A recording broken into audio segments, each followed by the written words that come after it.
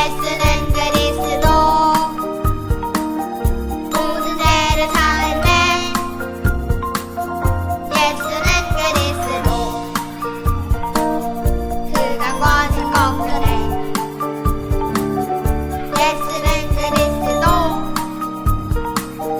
왕이 되신 주 그리스도.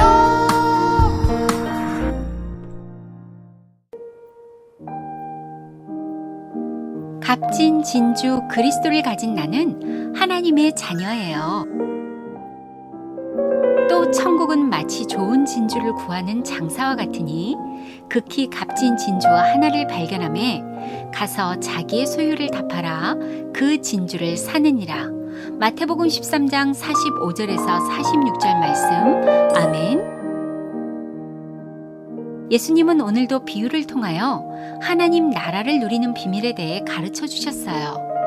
오늘은 자신이 가진 모든 것을 팔아 가장 값진 진주를 산 진주장사 이야기예요. 그럼 천국에는 어떤 비밀이 담겨 있는지 우리 함께 하나님의 말씀 속으로 들어가 볼까요? 옛날에 아주 반짝반짝 빛나는 보석들을 파는 장사꾼이 있었어요. 그는 이 마을 저 마을 다니면서 온갖 보석들을 팔았어요. 그런데 보석 장사꾼은 세상에서 가장 아름답고 귀한 보석, 진주를 너무나 갖고 싶었어요. 그래서 그는 세상에서 가장 좋은 진주를 구하려고 온 나라를 여행하면서 장사를 했지요. 그런데 어느 날이었어요. 많은 사람들이 몰려와 무언가를 구경하고 있었어요. 장사꾼도 몹시 궁금해서 그들에게로 점점 가까이 다가갔어요. 그런데 장사꾼의 두 눈이 휘둥그레졌어요. 그리고 그의 심장은 쿵쿵 마구 뛰기 시작했죠. 그는 도대체 무엇을 보고 깜짝 놀란 것일까요? 드디어 세상에서 최고로 아름답고 좋은 진주를 발견했기 때문이죠. 가장 값진 진주를 본 장사꾼은 속으로 이렇게 말했어요. 저 진주는 세상에서 가장 귀한 보석이야. 다른 사람이 사기 전에 내가 먼저 빨리 사야겠어. 그래서 그는 세상에서 가장 귀한 진주를 사기 위해 자신이 가진 보석 모두를 팔았어요. 그리고 장사꾼은 진주를 가진 사람에게 찾아갔지요.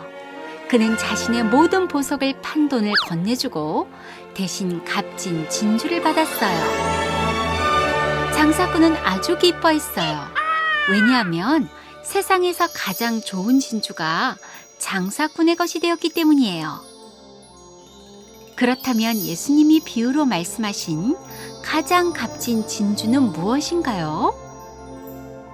창세기 3장 15절, 사단의 머리를 밟아버린 메시아가 드디어 언약대로 사람의 모습을 입고 이 땅에 오셔서 십자가의 죽음과 부활을 통해 사망에서 생명으로 나를 옮기신 하나님의 독생자 예수 그리스도를 말씀하세요.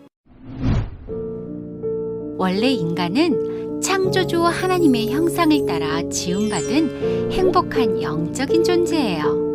그러나 온 천하를 꿰는 옛뱀, 큰 용으로서 이미 이 땅에 내어 쫓겨난 사단 마귀의 거짓말에 속았어요. 너희가 선악과를 먹어도 결코 죽지 않아. 이걸 먹으면 너희의 눈이 밝아져 하나님처럼 될까봐 너희에게 먹지 말라고 하신 거야. 이렇게 아담과 하와는 본래 거짓말쟁이요, 욕심쟁이, 이간질쟁이, 비진리의 영 사단의 꾀임에 빠지고 말았죠. 그래서 하나님의 말씀에 불순종했어요. 더구나 하나님의 형상을 잃어버려 영이 사망 상태에 이르고 말았죠. 그래서 범죄한 아담의 후손으로 태어난 이 세상 모든 사람들은 창세기 3장 원죄를 갖고 있기 때문에 사단의 운명에서 벗어날 수 없어요. 또한 사단의 심부름하는 종으로 살다가 결국 영원한 지옥으로 끌려갈 수밖에 없어요. 그래서 우리의 모든 근본 문제를 해결하시려고 창세기 3장 15절 여자의 우선 메시아 예수 그리스도께서 오셔서 우리의 심령을 빼앗고 죽이고 멸망시키는 사단의 머리를 완전 박살내셨어요.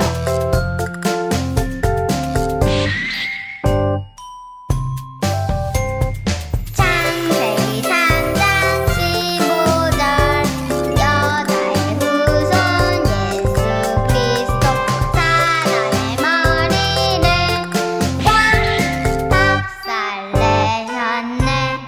야!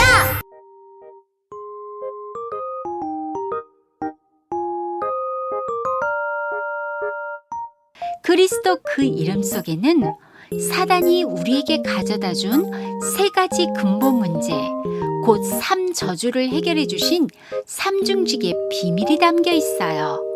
바로 사단의 일을 멸하신 참 왕, 모든 죄와 저주를 다 해결하신 참 제사장, 하나님 만나는 길과 진료 생명 되신 참 선지자의 직분을 말해요. 오늘 가장 값진 진주를 발견하자마자 자신의 것을 모두 팔아 진주를 산 징주 장사 이야기를 잘 들었죠? 그렇다면 우리 구루터기들도 세상에서 가장 값진 진주 그리스도를 발견했다면 어떻게 해야 할까요? 값진 진주 그리스도를 나의 것으로 사야겠죠. 그럼 예수 그리스도를 어떻게 나의 것으로 살 수 있을까요? 바로 예수 그리스도를 진짜 나의 주인으로 영접하는 거예요.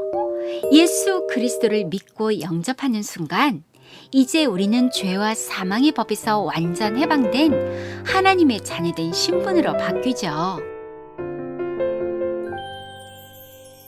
자, 그런데 눈에 보이지 않는 사단은 지금도 우는 사자처럼 우리를 삼키려고 호시탐탐 노리고 있어요.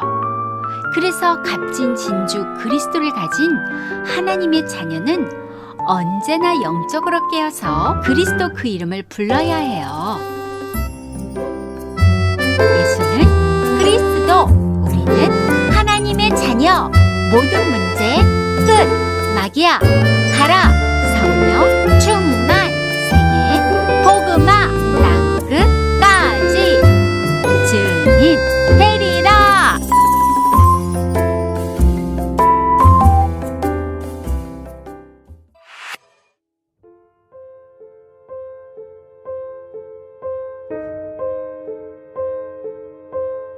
전도자 바울이 드로아 교회에서 안식 후 첫날인 주일 예배 때 간절하고 길게 마지막 복음의 말씀을 전하고 있을 때였어요. 그때 한 청년 유두고가 3층에 걸터 앉아 말씀을 듣고 있었죠. 그런데 영적으로 깨어있지 못한 유두고 청년은 어느덧 졸기 시작했어요. 그리고 졸다가 창가에서 꽝 떨어지고 말았죠. 3층에 걸터 앉아 졸고 있던 청년 유두고가 떨어져 죽었어요. 그리고 바울은 죽은 유두고 청년의 귀에 죽음으로 그의 영혼을 가로챈 사단을 향해 부활이요 생명이신 예수 그리스도 이름으로 명령했어요. 그랬더니 죽었던 유두고가 살아나서 다시 정신 차리고 복음의 말씀을 잘 듣게 되었죠.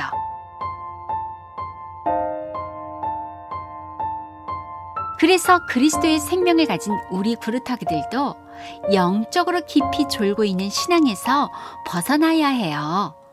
영적으로 깊이 졸면 막이 있다는 걸 잃어버려 영적 싸움을 놓치게 되는 거죠. 그때 흑암이 내 영혼을 확 덮어버리고 말아요. 그러나 하나님이 주신 값진 진주 그리스도의 빛을 품고 내 몸의 어둠을 몰아내는 영적 싸움을 놓치지 않으면 하나님의 나라를 누리는 하나님의 자녀로 살게 되죠. 그리고 많은 사람들이 내 안에 있는 값진 진주 그리스도를 보고 싶어 나에게로 몰려와요. 그럼 이번 한 주도 보고 듣는 것으로 순식간에 내 마음과 생각이 파고들어 나를 괴롭히는 사단의 머리를 창세기 3장 15절 그리스도 이름으로 밟으며 내가 가진 값진 진주 그리스도를 마음껏 자랑하는 237 디아스포라 미션의 영적 서밋이 되길 축복합니다.